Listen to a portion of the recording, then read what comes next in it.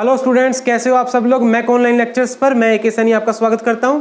आज material science के lecture number 9 में मैं आपसे डिस्कस करने जा रहा हूं मिजिबिलिटी गैप्स, कोरिंग फिनोमिना, कैसे वो इंट्रोड्यूस होता है मटेरियल के अंदर जब हम उसको हॉट वर्किंग में लेकर जाते हैं। तो बड़ा ही इंटरेस्टिंग है, बहुत इंपॉर्टेंट है, कई सारी चीजें आपको एक्सप्लेन करने जा रहा है। देखिए, बने रहिए मेरे साथ। मेरे पीछे जो आपको डायग्राम नजर आ रहा है ये है कॉपर निकल फेज डायग्राम। कुछ नया नहीं है, वही है जो हमने पिछले लेक्चर्स में देखा। अगर आप नहीं जानते ये क्या है, इसके एक्सप्लेनेशन क्या है, तो बड़ी भांति अच्छे से समझ जाओगे। पिछली वीडियोस को जरा मेरा देख लीजिए, उसके लिंक्स मैं इस वीडियो के नीचे डिस्क्रिप्शन बॉक्स में प्रोवाइड कर रहा हूं, उस पर क्लिक कीजिए, जाइए, देखिए, सारा कुछ समझ में आ जाएगा। अब चलते हैं आगे। इस कॉपर निकल फेज डायग्राम में जैसा कि आप जानते हो 100% कॉपर की लाइन है जिसका मेल्टिंग पॉइंट 1085 डिग्री सेल्सियस है, वही उसका सॉलिडिफिकेशन टेम्परेचर भी है। 100% निकल line 1452 degree Celsius melting point कह लो या सॉलिडिफिकेशन पॉइंट कह लो, एक ही बात है, आप जानते हो। बीच का curve liquids line, solids line, liquid plus solid मशी रीजन, और इसके ऊपर लिक्विड, नीचे सॉलिड। तो अब हम क्या करते हैं, अपने मिजिबिलिटी गैप्स फिनोमिना को एक्सप्लेन करने के लिए मैं फिर से एक एग्जांपल लेता हूं। कॉपर निकल का जो मेरे पास अलॉय है उसकी कंपोजिशन में फिक्स कर लेता हूं। मेरे पास मान लो 70% निकल और 30% कॉपर, 70% निकल 30% कॉपर का एक अलॉय है। और समझने के लिए फिर से मुझे उसको ऊपर लेकर जाना पड़ेगा। ऊपर का मतलब है कहां, एलिवेटेड टेम्परेचर पर, हायर टेम्परेचर पर, जहां वे मोल्टन फेज में एग्जिस्ट करता है। तो इस कंपोजिशन वाला जो अलॉय है, मान लो वो यहां पे एग्जिस्ट करता है, इतने टेम्परेचर पर एग्जिस्ट करता है। देखो T टेम्परेचर पर एग्जिस्ट कर रहा है, 1085 से काफी ऊपर है, तो वहां पे वो लिक्विड रीजन में एग्जिस्ट करेगा, जैसा कि ये डायग्राम हमें बता रहा है। तो लिक्विड रीजन में एग्जिस्ट करने वाला वो 70% निकल 30% कॉपर का अलॉय अभी कहां पे है, P पॉइंट के ऊपर है। P पॉइंट उसकी पोजीशन बता रहा है। तो अब हम उसको ठंडा करना शुरू करते हैं। ठंडा करने से पहले ये देखो यहां पे वो किस फॉर्म में एग्जिस्ट करता है, अभी बताता हूं आपको। ये रहा वो P पोजीशन पे अलॉय, यानी इस पोजीशन पे जब उसका कुछ पर्टिकुलर टेम्परेचर है तो मोल्टन फॉर्म में एग्जिस्ट कर रहा है। 70% निकल 30% कॉपर का अलॉय, उसको हमने कंटेनर में एक में रखा हुआ है, ये उसकी लिक्विड पोजीशन में आपको नजर आ रहा है। अब उसको हम ठंडा करना शुरू करते हैं। लेकिन यहां एक बात ध्यान से आप नोट कीजिए, जो मैं इसको ठंडा कर रहा हूं वो एक नॉर्मल ठंडा करने की प्रोसीजर नहीं है, वो हम एयर कूलिंग नहीं कर रहे, वो हम इसकी क्वेंचिंग कर रहे हैं। क्वेंचिंग का मतलब होता है रैपिड कूलिंग। जब आपने गर्म चीज को हवा में रख दिया ठंडा होने के लिए तो धीरे धीरे धीरे धीरे टाइम में वो ठंडा होता चली जाएगी। ये नॉर्मल कूलिंग है, एयर कूलिंग इसको बोलते हो। ये क्वेंचिंग हम नहीं लेते। क्वेंचिंग का मतलब है कि उसको हमने मान लो किसी सोल्यूशन में रख दिया, कूलेंट में रख दिया, जो उसकी हीट को फटाफट खींच रहा है और उसको बड़ी तेजी से ठंडा कर रहा है एयर के कंपैरेटिवली। तो उस पोजीशन में, उस कंडीशन में हम कहते हैं कि हम उसकी क्वेंचिंग कर रहे हैं। Quenching means rapid cooling, fast cooling, abrupt cooling, उसी को क्वेंचिंग बोलते हैं। तो यहां मैं आपको समझाने के लिए इसकी रैपिड कूलिंग ही कर रहा हूं। तो जब इसकी अलॉय की रैपिड कूलिंग होनी शुरू होएगी, बड़ी तेजी से कूल होना शुरू होएगा, तो ये नीचे की तरफ आएगा। लेकिन कैसे, बड़ी तेजी से नीचे की तरफ आएगा, धीरे धीरे नहीं आएगा, तेजी से आएगा। जैसे ही ये पॉइंट A को टच करेगा लिक्विडस लाइन के ऊपर, अब इसकी सॉलिडिफिकेशन स्टार्ट हो जाएगी, मशी रीजन बनना शुरू हो जाएगा। यानी सबसे पहले प्राइमरी डेंड्राइट्स बनते हैं, जैसा मैंने पहले की वीडियोस में एक्सप्लेन किया है, आप देख लीजिएगा, समझ लीजिएगा, यहां मैं डिटेल में नहीं जा रहा। उसी के साथ सेकेंडरी डेंड्राइट्स बनने शुरू हो जाते हैं। और वो सेकेंडरी डेंड्राइट्स क्या है, न्यूक्लिएट्स बनते हैं। देखिए ऐसे बीच बीच में न्यूक्लिएट्स बन जाएंगे, ये न्यूक्लिएट, ये न्यूक्लिएट। न्यूक्लिएट का मतलब क्या है, सॉलिडिफाई होना शुरू हो जाएगा वहां पे। यहां सॉलिड पार्टिकल बन गया, लिक्विड सॉलिड में कन्वर्ट हो गया।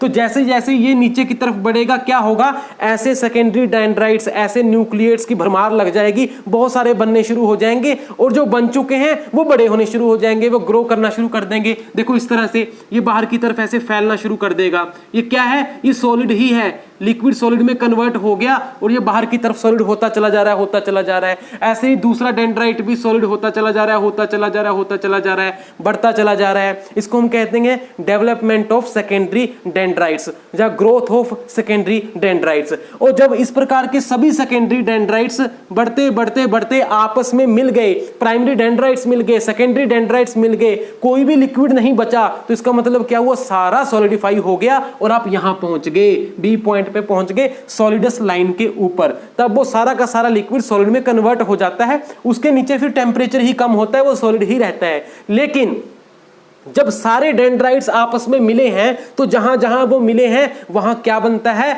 अगर आपने मेरी पिछली वीडियोस देखी होगी आप समझते होंगे कि वहां जो चीज बनती है उसको हम कहते हैं ग्रेन बाउंड्रीज। बहुत ही इंपॉर्टेंट चीज है, बहुत इंपॉर्टेंट टर्म है मटेरियल साइंस में।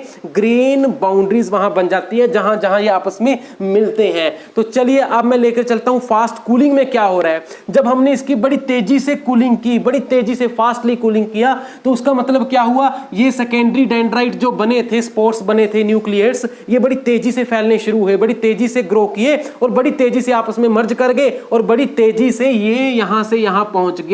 ये सारा जो मशी बेल्ट का रीजन है वो बड़ी तेजी से निकल गया। यही हुआ ना। अब होता क्या है जरा ध्यान से देखिए। मैं एक सेकेंडरी डेंड्राइट को उठा रहा हूं और आपको समझा रहा हूं। ये था वो सेकेंडरी डेंड्राइट यहां पे, और अब इसमें जब ग्रोथ होनी शुरू हुई तो ये बाहर की तरफ फैलना शुरू हुआ, ऐसे बाहर की तरफ आउटवर्ड डायरेक्शन में ये ग्रो करना शुरू कर गया। ऐसे ही जो दूसरा डेंड्राइट था इसके पास में, वो भी इसी प्रकार से ग्रो किया है बाहर की तरफ, और ग्रोथ करते करते करते वो आपस में मैच कर गए, मिल गए, वो आपस में मर्ज कर गए। और जहां वो मर्ज करे, जिस जिस पैटर्न में मर्ज करते चले गए, बस उसी उसी को हम बोलते चले गए, ग्रेन बाउंड्रीज बनती चली गई। जैसे जब कंप्लीट ये सॉलिडिफाई हो जाएगा तो ये कैसा नजर आएगा? कुछ इस तरह से आपको ये नजर आएगा मटेरियल। ये वो सॉलिड अलॉय है, लिक्विड नहीं है, अब ये सॉलिड हो चुका है। तो सॉलिड होने के बाद इसमें आपके पास बहुत सारी ग्रेन बाउंड्रीज आपको नजर आएंगी। जहां जहां वो आपस में मिले थे सभी डेंड्राइट्स, प्राइमरी सेकेंडरी, वहां वहां आपको ग्रेन बाउंड्रीज मिल गई। ये ग्रेन बाउंड्रीज है। तो इस तरह की ग्रेन बाउंड्रीज आपको विजिबल होती हैं अगर आप माइक्रोस्कोप के नीचे एक प्रोसीजर के तहत इसको निकाल के देखते हो। तो चलिए अब रैपिड कूलिंग में यहां पे क्या हुआ, यही चीज समझने वाली है। आपको विजिबिलिटी गैप 1 मिनट में समझ में आ जाएगा। देखो, जब रैपिड कूलिंग हुई इसका मतलब है बड़ी तेजी से ये ग्रोथ किया, ये भी बड़ी तेजी से बाहर की तरफ ग्रोथ किया। तो इसके अंदर जो निकल था, निकल को उतना टाइम नहीं मिला बाहर की तरफ डिफ्यूज होने के लिए। यहां पे मान लो सेंटर में निकल, सिर्फ समझाने के लिए आपको बोल रहा हूं मैं, मान लो निकल है 80%, 80 यूनिट्स निकल है, सिर्फ समझाने के लिए एक रैंडम वैल्यू लेता हूं। अब जैसे जैसे ये बाहर की तरफ ग्रोथ करता चला गया, निकल भी डिफ्यूज होता चला गया बाहर की तरफ, लेकिन ये बड़ी तेजी से ग्रो कर गया क्योंकि रैपिड कूलिंग आपने करवाई। लेकिन निकल जो है उसको डिफ्यूज आउट होने के लिए उतना टाइम नहीं मिला। निकल बड़ा धीरे से चल रहा था बाहर की तरफ, तो लेकिन ग्रोथ इसकी डेंड्राइट की बड़ी तेजी से हो गई। अब इसका इफेक्ट क्या हुआ कि जो बाहर की लेयर बची सॉलिड वाली, उसमें निकल कम रह गया, 70 रह गया। उससे बाहर वाली लेयर में निकल और कम रह गया, मान लो 40 रह गया। और उससे बाहर वाली लेयर में निकल सिर्फ 8 तक रह गया। ऐसे ही इसमें सेंटर में निकल मान लो 90 तक था, लेकिन बाहर आते आते वो 60, 40, 20 और फिर ये 4% तक रह गया। तो जहां जहां वो आपस में दोनों डेंड्राइट्स मिले तो वहां ग्रेन बाउंड्री बनी, और ग्रेन बाउंड्री पे जो सॉलिड मटेरियल आपको मिला ग्रेन बाउंड्री के ऊपर, वहां तो निकल बहुत कम है भाई। निकल 8%, 4%, कहने का मतलब है ग्रेन बाउंड्रीज के ऊपर निकल बहुत कम रह गया। जबकि बीच में अगल बगल में वहां सब निकल ठीक ठाक था।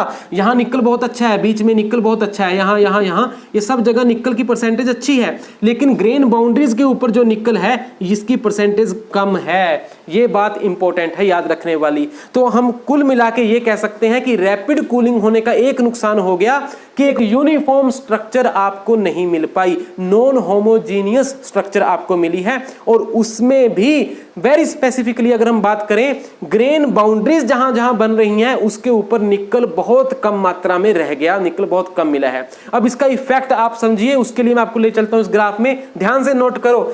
निकल कम होने की वजह से मेल्टिंग पॉइंट पे क्या इफेक्ट पड़ता है? ग्राफ आपको बता रहा है, कर्व बता रहा है, परसेंटेज ऑफ निकल बढ़ती चली जा रही है। देखो इधर ध्यान से, इसका मतलब निकल इधर कम था, इधर ज्यादा है। इनफैक्ट इस लाइन पे निकल है ही नहीं, इस लाइन पे 100% निकल है। तो जब निकल नहीं है तो कॉपर का या अलॉय का कितना टेम्परेचर है मेल्टिंग पॉइंट? 1085 इसके आसपास में, इससे थोड़ा सा ज्यादा होगा अगर निकल बढ़ेगा।